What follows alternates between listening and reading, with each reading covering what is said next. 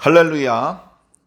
오늘은 창세기 19장 1절부터 11절까지 말씀을 읽고 은혜 나누도록 하겠습니다. 저녁 때에 그 두 천사가 소돔에 이르니 마침 롯이 소돔 성문에 앉아 있다가 그들을 보고 일어나 영접하고 땅에 엎드려 절하며 이르되 내 주여 돌이켜 종의 집으로 들어와 발을 씻고 주무시고 일찍이 일어나 갈 길을 가소서. 그들이 이르되 아니라 우리가 거리에서 밤을 새우리라. 롯이 간청하매 그제서야 돌이켜 그 집으로 들어오는지라. 롯이 그들을 위하여 식탁을 베풀고 무교병을 구우니 그들이 먹으니라. 그들이 눕기 전에 그 성 사람 곧 소돔 백성들이 노소를 막론하고 원근에서 다 모여 그 집을 에워싸고 롯을 부르고 그에게 이르되 오늘 밤 네게 온 사람들이 어디 있느냐 이끌어내라. 우리가 그들을 상관하리라. 롯이 문 밖의 무리에게로 나가서 뒤로 문을 닫고 이르되 청하노니 내 형제들아 이런 악을 행하지 말라. 내게 남자를 가까이 하지 아니한 두 딸이 있노라. 청하건대 내가 그들을 너희에게로 이끌어내리니 너희 눈에 좋을 대로 그들에게 행하고 이 사람들은 내 집에 들어왔은즉 이 사람들에게는 아무 일도 저지르지 말라.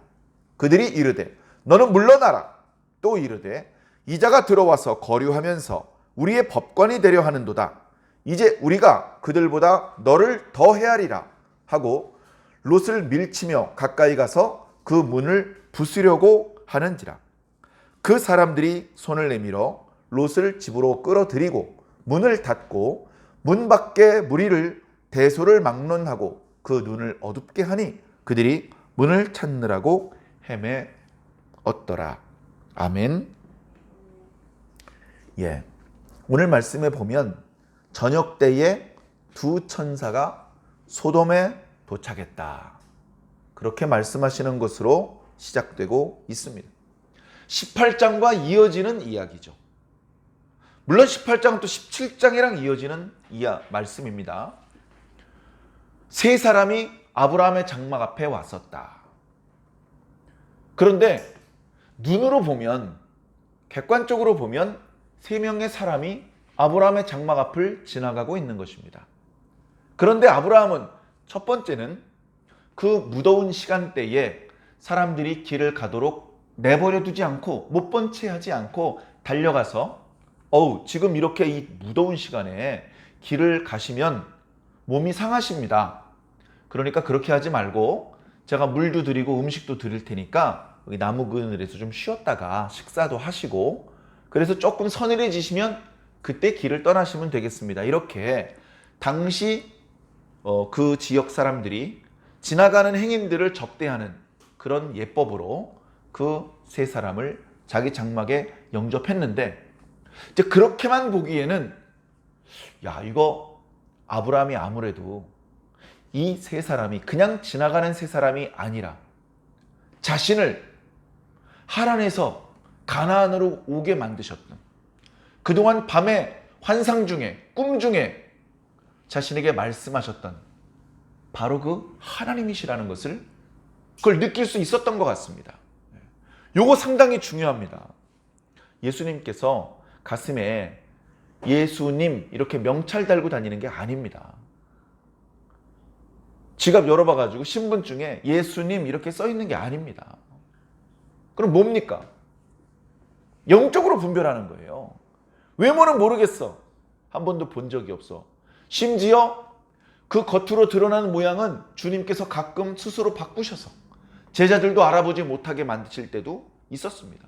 그럼에도 불구하고 겉에 드러나 있는 이 껍데기, 이거는 모양을 달리 하실 수 있지만 그 속에서 활동하시는 능력은 동일하기 때문에 예수님께서 말씀하실 때 음색이 조금씩 다르더라도 듣는 사람의 가슴을 뜨겁게 하는 것은 동일한 것이죠.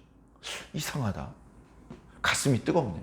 이거 예전에 예수님 말씀 들을 때만 느꼈던 그 뜨거움인데 오늘 이 사람이랑 얘기를 하는데 가슴이 왜 이렇게 뜨겁지? 그리고 나서 나중에 예수님께서 자신이 너희들이 사모하는 그 주님이라는 것을 알려주셨죠. 엠마오로 가던 두 제자의 사건 때 있었던 일을 말씀드리는 겁니다. 그래서 주님이셨군요 하는 순간에 주님께서 사라지셨죠. 그래? 같이 엠마오로 내려가던 또 다른 제자와 함께 이야기를 합니다. 야, 낮에 저분이랑 얘기를 할 때 우리 가슴이 뜨거워졌었는데 넌 어땠어? 나도 가슴이 뜨거워서 혼났어. 그래. 잠깐 우리 눈이 가리워져서 그분이 우리 주님인 줄 몰랐다. 주님께서 다시 살아났다고 하시더니 정말 살아나셨고 오늘 지금까지 우리와 같이 계셨구나 하면서 쉬지도 않고 예루살렘으로 돌아가서 다른 제자들에게 예수님께서 살아나셨고 우리들과 만났다, 함께 식사도 했다 라는 사실을 전해주기도 했었죠. 그렇기 때문에 주님은 껍데기로, 주님이 내미는 신분증으로, 주님 가슴에 있는 명찰로 분별하여 아는 것이 아니고 영적으로 분별하는 것입니다. 말씀으로 분별하는 것입니다. 아브라함이 하나님께서 지나가실 때 내 사모하는 주님이시구나 이거 안 거예요. 알았기 때문에 만약에 주님이 아니고 그냥 지나가는 행인이었다면 옆에 있는 종인한테 신호를 주어서 저기 저 더운데 지나가는 사람들 저 보이지? 야 그냥 지나가게 하지 말고 그래도 이 여기 주변은 우리 땅인데 우리가 저 나그네를 좀 접대를 하자. 사람들 좀 시켜서 음식 같은 거 아끼지 말고 좀 풍족히 드려. 이렇게 심부름을 시키고 말았을 텐데 그게 아니죠. 자기가 직접 달려나갑니다. 굽신굽신합니다. 아브라함의 땅에서 누가 아브라함이 굽신굽신할 일이 있습니까? 굽신굽신하면서 제발 그냥 가지 마시고 저희 장막에 들어와서 좀 쉬었다 가세요. 물 드릴 테니까 발도 좀 씻으시고요. 저희들이 양식을 좀 줄 때 좀 잡수시고 가세요. 그렇게 이제 사정사정을 해서 세 사람을 자기 집으로 이제 인도했죠. 근데 그 세 사람이 처음에는 세 사람이라고 표현하고 있었지만 결국 셋 중에 두 명은 천사였고 한 분은 여호와 하나님이었던 것입니다. 죄가 있는 사람이 어떻게 하나님의 얼굴을 볼 수 있습니까? 하나님의 본래 크기와 능력을 만난 것은 아니고요. 하나님께서 그 순간에 아브라함이 감당할 수 있는 사람의 모양으로 오셨던 것이죠. 어떻게 그럴 수 있어요? 전능하신 하나님께서 못하실 게 뭐가 있습니까? 그래서 아브라함을 만나 주셨습니다. 내년 이맘때 사라를 통해서 아들을 낳게 될 것을 다시 한번 확실하게 말씀해 주셨죠. 그뿐만이 아니라 하나님께서 소돔과 고모라를 심판할 계획이 있다는 사실도 숨김없이 아브라함에게 알려주셨습니다. 하나님께서 하실 일을 미리 알게 된다는 것은 어마어마한 축복입니다. 가끔 영화에서 타임슬립을 해서 미래에 갔다가 다시 돌아와서 뭐 복권은 몇 번에 맞고 야구는 누가 우승을 하고 무슨 사건이 그 다음에 일어날 것을 다 알고 있어서 거기에 맞게 주식 투자도 하고 사업 계획도 하고 뭐 그런 류의 영화나 드라마들을 종종 보곤 합니다만 실제로 그런 일은 발생할 수 없죠. 과학적으로도 불가능하다고 증명되고 있는 내용들입니다. 그러나 이제 작가의 상상력 속에서 영화나 드라마라는 상황 속에서 가상의 상황 속에서 그런 이야기들을 만들어 보고 현실적으로는 불가능하기 때문에 더 재미있게 그런 이야기를 보고 듣고는 합니다. 자, 그러나 지금 이제 하나님께서 나타나신 이 내용은 가상의 내용이 아닙니다. 실제로 아브라함이 하나님을 만났고 함께 식사를 했고 가까이서 그 말씀을 들은 것이죠. 아브라함은 하나님께서 하시려는 일을 미리 듣는 축복도 누렸습니다. 물론 이때 하나님께서 가르쳐 주신 내용은 로또 번호는 아니었습니다. 그리고 하나님께서 하실 모든 일을 빠짐없이 말씀해 주시는 것도 아니었습니다. 당신께서 하실 일 중에 일부를 알려주신 것이죠. 아마 성경에 나타나 있지는 않지만 왜 하나님께서 혼자 안 오시고 두 사람을 대동해 오셨을까? 높으신 분이니까 수행원이 있는 법이지, 높은 분은. 근데 수행원들만 어딜 보내시네? 저 수행원들에게는 별도의 어떤 역할이 있나 보다. 저 수행원들은 다른 할 일이 있어서 먼저 보내시는가 보다. 그러면 저 수행원은 어떤 일이 있길래 저쪽 편으로 보내시지? 저쪽 길로 가면 소동성인데? 궁금해하는 아브라함에게 아브라함아, 내가 하려는 일을 너에게 숨기겠느냐 하면서 먼저는 아브라함이 강대한 나라를 이루고 천하 만민이 아브라함 덕분에 복을 받을 것이라는 말씀을 해주시고, 그 다음에 저쪽에 있는 소돔과 고모라 성에 부르짖음이 그리고 죄악이 심히 무겁다, 그런 말씀을 주셨습니다. 그 말은 뭐죠? 이제 확인해 봐서 그 죄악이 실제 상황이라면 내가 심판하겠다, 이런 뜻이죠. 그 말씀을 들었을 때 아브라함은 조카 롯이 생각났습니다. 소돔성에 롯이 살고 있는데, 소돔성에 있는 사람들이 거칠다는 소문은 들었는데 드디어 하나님께서 참지 못하시고 그들을 진멸하시려는 보다. 하나님 두려운 분인데, 하나님 강하신 분인데, 하나님께서 힘을 제대로 쓰시면 한 사람도 살아남을 수 없는데, 그럼 우리 조카 롯도 죽는데, 그 동네 원래 살고 있는 사람은 대대로 나쁜 놈들이었는지 모르지만 조카 롯은 착한 애인데, 그쪽 동네로 이사 간 지 몇 년 안 됐는데, 그 나쁜 놈들 때문에 우리 조카들까지 죽겠네. 그건 아닌데 어떻게 하면 우리 조카들을 살릴 수 있을까? 보니까 하나님께서 그 성에 대한 진노가 크신 것 같은데, 내가 몇 마디 말로 그냥 하나님 용서해 주면 안 됩니까? 이런 식으로 해가지고는 이 하나님의 심판을 취소시킬 수 없을 것 같은데 어떻게 하면 좋지? 순간 고민했을 것입니다. 그러다가 여러 가지 말로 하나님께 이야기했습니다. 하나님, 저는 티끌이나 마찬가지인 부질없는 종이지만 하나님께 드릴 말씀이 있습니다. 하나님, 그 성에 의인이 50명이 있다면 그 성의 나머지 죄인들의 죄가 워낙 지독하다는 이유로 그 50명도 함께 죽이실 겁니까? 그렇다면 그건 좀 부당한 것 같습니다.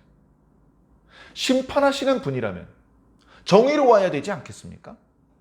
악인과 의인을 똑같이 취급하시는 것은 부당하다고 생각되옵니다. 이렇게 얘기를 했습니다. 하나님께서 책망하지 않으시고, 그래? 그런 의인이 50명이 그 성에 있다면 내가 용서해 줄 것이다. 근데 하나님 표정을 보니까 50명이 안 되는 것 같아요. 결국 소돔과 고모라 성을 진멸하시려는 하나님의 계획이 중단 안 되고 계속 진행이 되는 것 같아요. 마음에 조급함이 있었던 아브라함이 또 얘기합니다. 혹시 50명에서 5명이 부족한 상황이라면 5명 부족하기 때문에 그냥 심판하실 겁니까? 아니, 45명의 의인이 있다면 용서할 것이다. 40명이면 어떡할 건데요? 용서하겠다. 30명이면 용서하겠다. 20명 용서, 10명 용서. 그러나 우리가 잘 아는 것처럼 소돔성에는 의인 10명이 없었습니다. 그래서 소돔성에서는 한 명도 살지 못하고 다 죽게 되었던 것이죠. 하나님 너무 잔인해. 막 사람 죽이고 그래. 하나님 잔인하다고 욕할 자격이 없습니다. 하나님께서는 화난다고 막 사람 죽이고 그렇지 않습니다. 참으십니다. 기회를 주십니다. 하나님을 더 이상 진노하게 만들지 않고 다시 하나님의 뜻대로 살 수 있는 방법을 여러 가지 방법으로 알려주십니다. 그런 수없이 많은 기회를 계속 외면하고 거절하고 의지적으로 하나님을 부인하면, 그러면 하나님께서 이제 심판을 베푸시는 겁니다. 그때 가서 하나님 너무하십니다. 아무 소리도 않고 있다가 이러는 게 어디 있습니까? 아무도 그렇게 말할 수 없다. 아무도 핑계할 수 없다. 자, 그런 막중한 사명, 다시 말해서 하나님께서 진노하고 계신 소돔과 고모라를 완전히 진멸시키려는 그런 사명을 가지고 두 사람이 먼저 간 겁니다. 18장 뒷부분에는 두 사람이 갔다고 하시더니 19장에는 두 천사가 도착했다라고 말씀하신 것을 보면 사람이라고 했다, 천사라고 했다. 지금 상황이 그렇죠. 본질은 천사인데 지나다니는 사람들의 눈에는 그냥 보통 사람으로만 보였을 것입니다. 아브라함이 있는 헤브론에서부터 소돔까지는 오늘날 이렇게 거리로 측정을 해보면 60km가 넘는답니다. 젊은 남자가 하루에 가기 좀 부담스러운 거리예요. 하루에. 그런데 아마도 이 천사들은 보통 장정들보다는 더 강한 힘이 있었던 것 같습니다. 그러니까 아브라함의 장막에서 아주 낮에, 요즘 말로 낮 12시쯤 지나가다가 아브라함이 강권해서 그러지 말고 저희 장막에 들어오셔서 쉬었다 가십시오. 그런 부탁을 해서 장막에 들어왔고 발을 씻었고 음식을 먹었고 대화를 나누었습니다. 그 시간이 짧게는 1시간, 길게는 2-3시간쯤 됐을 것입니다. 2시간이라고 보고 오후 2시가 됐습니다. 그래서 하나님께서 두 천사를 먼저 소돔 쪽으로 보내시고 아브라함과 마저 대화를 나누신 다음에 하나님도 그 두 천사를 뒤따라 가셨겠죠. 자, 그래서 오후 2시쯤 출발했는데 오후 6, 7시쯤에 소돔성에 도착했다. 이런 뜻입니다. 장정이 아침 일찍 출발해도 밤늦게나 도착할 것 같은 소돔성에 상당히 빨리 불과 한 4-5시간 만에 소돔성에 도착을 했습니다. 모르긴 해도 육체를 입고 갔기 때문에 상당히 지쳤을 것입니다. 피곤한 기색이 역력했을 것입니다. 낮에 밝을 때 일찍 왔더라면 여기 여관이 어디 있나, 돈을 주고 묵을 수 있는 집이 어디 있나 살펴보았을 텐데 밤늦게 왔기 때문에 그런 것을 알아볼 수 있는 상황이 아닙니다. 그래서 두 천사가 들어왔는데 오늘 말씀에는 마침이라고 표현하고 있어요. 마침 롯이 소돔의 성문 앞에 앉아 있었다라고 기록하고 있습니다. 왜 거기 앉아 있었을까요? 거기 의자가 있으니까 앉아 있었을까요? 의자가 있다고 함부로 성문 앞에 앉을 수 없습니다. 성문에 앉아 있다는 것은 그 성에서 그래도 리더의 역할에 있다. 존경받는 입장을, 어른의 입장을 하고 있다. 그래서 이제 들어가면 골목이고 빽빽하게 이 건물 저 건물들이 있는데 성문을 열고 들어오면 바로 비좁은 골목이 시작되는 것이 아니라 넓은 광장이 나옵니다. 그 광장에서 전투를 위해서 병사들이 준비를 하기도 하고 또 장이 서기도 하고 종교 집회가 열리기도 하고 재판이 벌어지기도 하는 것이죠. 재판이 벌어질 때는 따로 법대나 로스쿨을 나온 사람이 없었기 때문에 그 성읍에서 오래 살았던 사람, 지혜가 많은 사람으로 인정받고 있는 사람, 나이가 많은 사람, 그런 사람들이 성문에 앉아 있으면서 시비를 가려주는 것입니다. 그것이 당시의 이제 관례죠. 그렇기 때문에 성문에 앉아 있다는 것 자체가 상당히 동네 사람들한테 인정을 받고 있다, 존경을 받고 있다, 그래도 중간 이상의 지위에 올라 있다, 그런 것들을 우리는 알 수 있는 것입니다.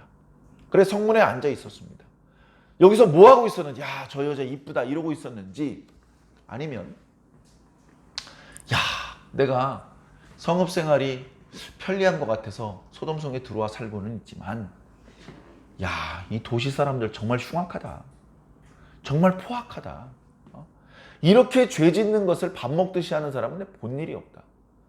야, 이렇게까지 사람이 악하게 살아도 되나?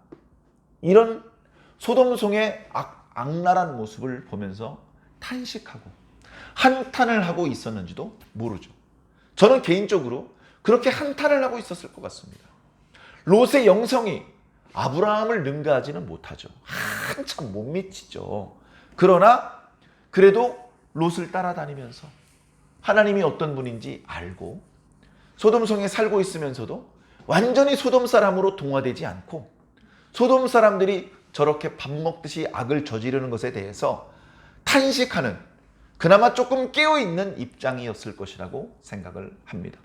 완전히 소돔 사람으로 동화되어 있었다면 두 천사를 알아보거나 영접하지 않았을 것입니다. 아브라함의 장막 앞에 하나님이 두 천사와 함께 세 사람의 모습으로 서 있을 때 아브라함이 달려나가서 영접했던 것처럼 오늘 말씀을 보니까 롯도 급히 달려나가 그 두 사람을 영접을 합니다. 그 두 사람은 롯보다 훨씬 젊은 사람이었을 것입니다. 그런데 보니까 롯이 엎드려 절을 합니다. 그리고 사정사정합니다. 아이고, 어떻게 여기까지 오셨습니까? 저희 집으로 가십시오. 저희 집으로 가십시오. 저희가 모시겠습니다.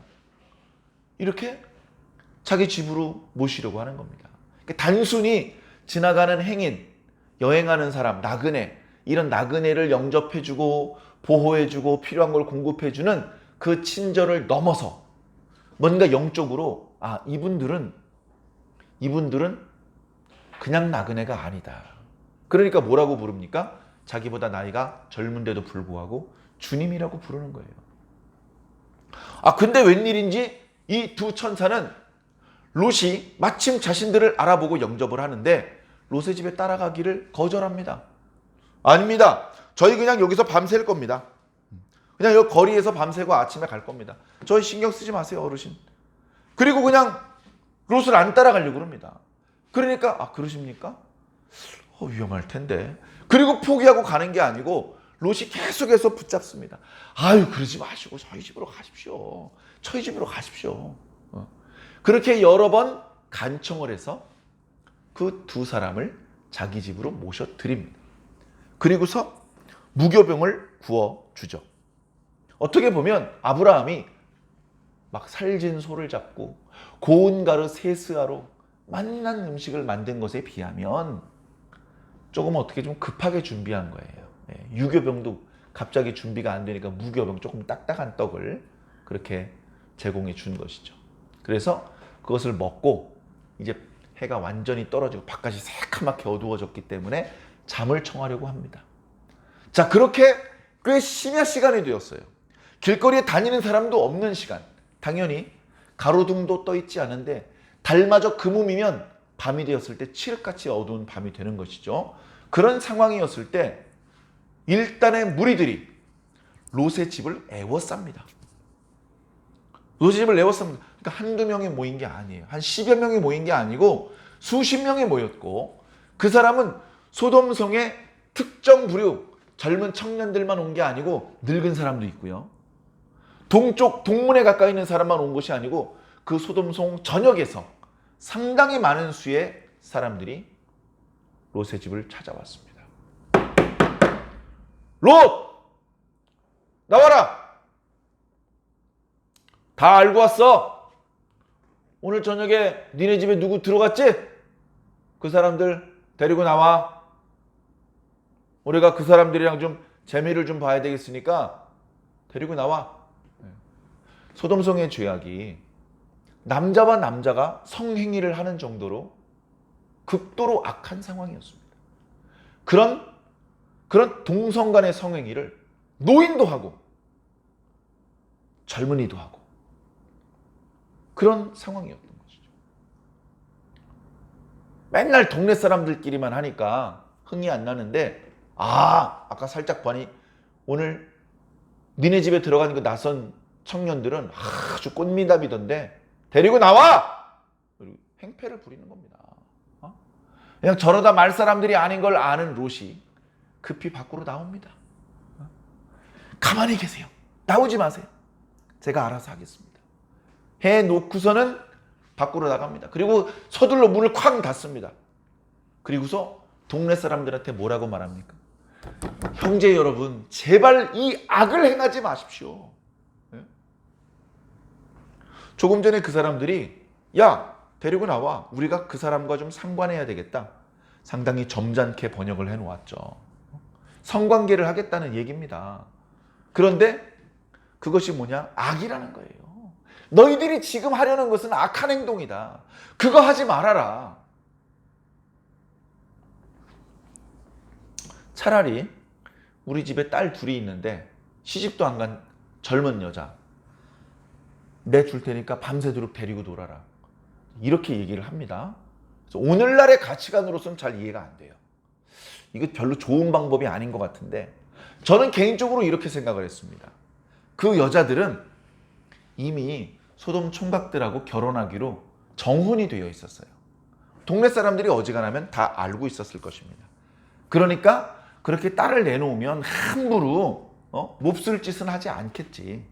이미 정혼 결혼하기로 다 약속돼 있는 사람들이 누군지 알고 있는데 행패를 설마 부리지 않겠지. 그냥 이 정도로 하고 말겠지. 아마 그렇게 좀 쉽게 생각한 것이 아닌가. 그런 생각이 들었습니다. 안타깝게도 롯의 그 제안은 거절됐습니다. 야, 너 물러나.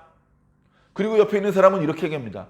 이놈 자식이 언제부터 우리 동네 들어와 살더니 갑자기 우리 위에 재판장 노릇까지 하려고 그러네? 야, 안 되겠다. 오늘 너를 더 우리가 해치겠다 하면서 롯을 밀치고 문을 부시고 롯의 집으로 달려 들어가려고 시도를 합니다. 그때 10절에 보면 그 사람들이 라고 표현하고 있는데 이건 누구냐 하면 두 천사를 말하는 거예요. 두 천사가 집 안에서 문 밖으로 손을 내밀어서 롯을 얼른 끌고 들어옵니다. 그리고 문을 쾅 닫습니다. 그리고서 문 밖에서 행패를 부리던 사람들의 눈을 어둡게 만듭니다. 일반 사람은 할 수 없죠. 하나님께 능력을 받은 천사니까 그렇게 한 것이죠. 그러니까 이 천사가 롯이 누군지 뻔히 알았습니다. 하나님께서 그냥 덮어놓고 소돔성을 멸망시키지 말고 거기 롯이 아끼는 조카 롯이 있으니까 아브라함이 아끼는 조카 롯이 있으니까 롯과 그의 가족들 그리고 그와 관계된 사람들은 구출해 주고 구원해 주고 나머지 소돔성과 고모라성을 심판하도록 해라 이런 말씀을 들은 거예요. 그 내용이 뒷부분에 이제 나옵니다. 자, 그런데 이 천사들이 롯이 누군지 뻔히 알면서 롯을 이제 테스트해 보는 거예요. 롯이 자기 집으로 초청했는데도 안 가겠다고 해보는 겁니다. 롯이 간절하게 진심으로 그 천사들을 자기 집으로 인도하고 동네 사람들이 행패를 부릴 때 차라리 자기 딸을 희생하면서까지 하나님의 천사들을 보호하려고 하는 그런 모습을 다 본 것이죠. 그래서 이렇게 위기의 상황이 찾아왔지만 롯의 힘만으로는 그 문제를 해결할 수 없었지만 천사가 능력을 사용해서 그 상황을 모면시켜 줍니다. 그런 상황에서 이어지는 말씀을 보면 이제 천사와 롯과 대화가 벌어집니다. 나는 사실 이런 일로 이 성읍에 왔는데 내가 이 성읍을 다 심판할 수 없고 당신과 관련된 사람을 먼저 구해줘야 되겠으니 당신과 관계된 연결된 사람들을 다 이 집으로 데리고 오시오. 그렇게 해서 구원받을 자들을 구원시켜주고 그리고 나서 심판이 임하는 그런 내용이 뒤에 이어지고 있습니다. 자, 깨어 있어야 됩니다. 영적으로 분별하고 있어야 됩니다. 하나님의 천사를 롯 때만 보내시지 않고요. 오늘 우리들의 시대에도 보내십니다. 하늘에 있던 천사가 특수한 임무를 띠고 이 땅에 내려와서 아주 임시적으로 잠깐 육체를 입고 활동을 하다가 그 임무가 끝나고 다시 하나님께 돌아가서 육체를 벗고 본래의 영적 존재로 그렇게 복귀하는 수도 있습니다만 또 다른 경우 이 땅에 이미 있는 당신의 성도들을 마치 당신의 심부름꾼 천사처럼 아무개 집사 저쪽 집사한테 한번 가봐. 아무개 목사 저쪽 가정에 한번 들어가봐. 아무개 권사 저쪽 가게 한번 들어가봐. 이렇게 하나님께서 이미 당신의 백성이 된 그런 성도들을 천사처럼 부려서 바로 오늘 저와 여러분들을 당신의 천사로 사용하셔서 천사의 도움이 필요한 또 다른 누군가를 돕게 하시는 경우도 많이 있습니다. 그렇기 때문에 이렇게 천사를 보내셔서 하나님의 뜻을 이루시고 필요한 사람들을 돕고 구원하시는 일은 오늘 우리들의 시대에도 여전히 진행되고 있는 것입니다. 문제는 뭐냐? 깨어 있느냐? 깨어 있어야 됩니다. 조금 전에 말씀드렸듯이 롯이 성문에 앉아서 지나가는 여자 이쁘네 이러고 있었다면 과연 하나님의 천사를 알아볼 수 있었을까? 엉뚱한 생각하고 돈 벌 생각하고 놀 생각하고 죄지을 궁리하고 있고 만약에 그러고 있다면 하나님의 천사가 내 앞에 지나가셔도 그냥 놓쳐버리지 않겠습니까? 사랑하는 성도 여러분, 깨어 있읍시다. 언제 하나님께서 우리들을 찾아오실지 모릅니다. 언제 하나님께서 우리를 향하여 천사들을 보내실지 모릅니다. 언제 우리가 하나님의 심부름꾼으로서 움직여야 될지 모릅니다. 항상 깨어 있고 항상 준비가 되어 있는 그런 저와 여러분들이 된다면 저와 여러분들을 통해서 하나님께서 더 많은 일을 하시고 하나님 나라가 확장되고 하나님의 마음이 시원해지고 이 땅 안에 잃어버린 양들을 많이 구제하며 하나님의 나라를 앞당길 수 있지 않겠습니까? 오늘도 하나님의 백성답게 그렇게 살아주시기를 예수님 이름으로 간절히 축원합니다. 아멘.